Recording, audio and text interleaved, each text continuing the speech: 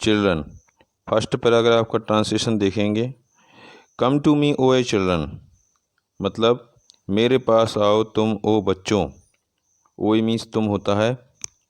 फिर for I hear you at your play, मतलब मैं तुम्हें खेलते हुए सुन रहा हूँ। हियर मीन्स सुनना। And the questions that perplexed me, ठीक है। तो क्वेश्चंस मीन्स होता है सवाल, परप्लेक्स्ड मीन्स होता है हैरान किए हुए। तो और जो सवाल मुझे हैरान किए हुए थे, हैव वनिस्ड क्वाइट अवे, वो कहीं गायब हो गए। मतलब बच्चों के खेलते सुनते देख रहा है। तो कभी ये कह रहा है कि वो सब जो मुझे बार बार परेशान कर रहे थे, तो वो सारे क्वेश्चंस सब दूर हो गए हैं, समस्याएं दूर हो गई हैं बच्चों के मिलने से। बच्चे होते ही प्यारे हैं। अब नेक्स्ट पैराग्राफ देखिए। ये ओपन द ईस्टर्न विंडोज़, तुम पूर्व दिशा की खिड़कियां खोलते हो, ठीक है। ये मीन्स तुम होता है, ओपन मीन्स खोलना, ईस्टर्न यानी पूर्व दिशा, विंडो यानी खिड़कियाँ।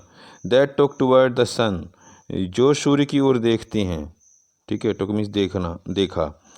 तो where thoughts are singing shallow, thoughts means विचार, सिंगिंग मीन्स गाना, और शॉलो मीन्स होता है अबाबीले नामक एक पक्षी होता है, उसके बारे में बोला गया है।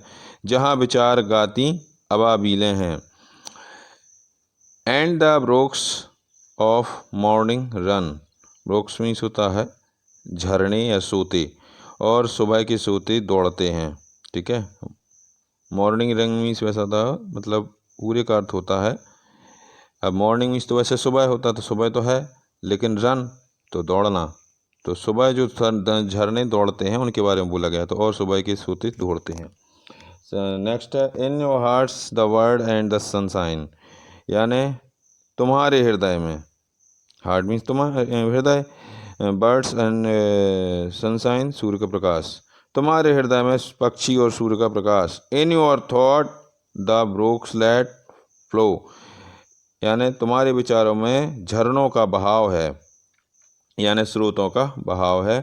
But in mine is wind of autumn, परंतु अब तुलना कर रहा है, मेरे मन में क्या है, पतझड़ की हवा है। मतलब पतझड़ से मतलब यह है कि कुछ ना कुछ मन में चलता रहता है। जब बड़े लोग होते हैं ना, तो बड़े जब होते हैं तो कई प्रकार की चिंताएं सताती हैं, कुछ ना कुछ सोचते रहते हैं, मतलब नफ़ा नुकसान ये सब, किसने क्या कह दिया, ये सब पे बातों पे ध्यान देते, तो ये सब चलता रहता है। लेकिन बच्चों का मन साफ होता है, इसलिए बोला गया है।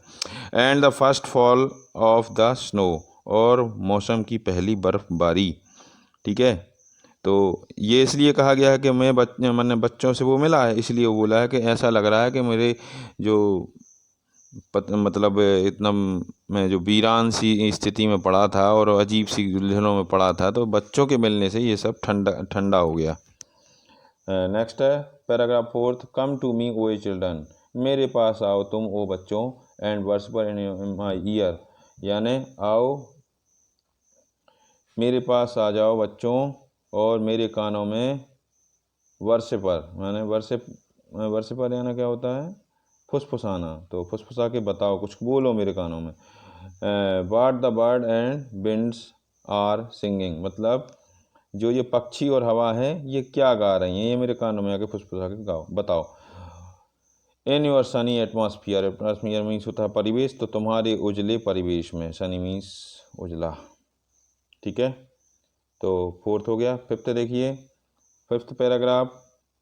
For what are all our contrivings, contrivings यानी सारी कंट्रीबिंग युक्तियाँ होता है। तो क्या महत्व है हमारी सारी युक्तियों का। And wisdom of our books, यानी जो पुस्तकों में भरा हुआ ज्ञान है, और हमारी पुस्तकों के ज्ञान का। व्हेन कंपेयर्ड विथ योर क्रेसेस, यानी तुमसे जो तुम्हारे प्यार भरे दुलार, यानी जो स्नेह से अपन उनको हमें चूमते हैं खेलते हैं, तो उसके लिए बोला गया है।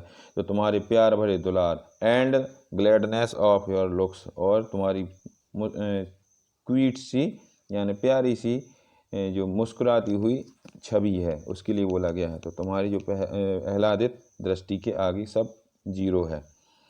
नेक्स्ट है पैराग्राफ लास्ट है 6th, ye are better than all the ballads, मतलब तुम सभी प्रेम गीतों से अच्छे हो, दैट एवर वेयर संग और सैड, जो कभी गाए या कहे गए हैं, for A R living poem, और तुम साक्षात जीवित कविता हो, माने एक चलती फिरती कविता हो तुम, and all the rest are dead, और बाकी सब इसके आगे शून्य है, मृत है।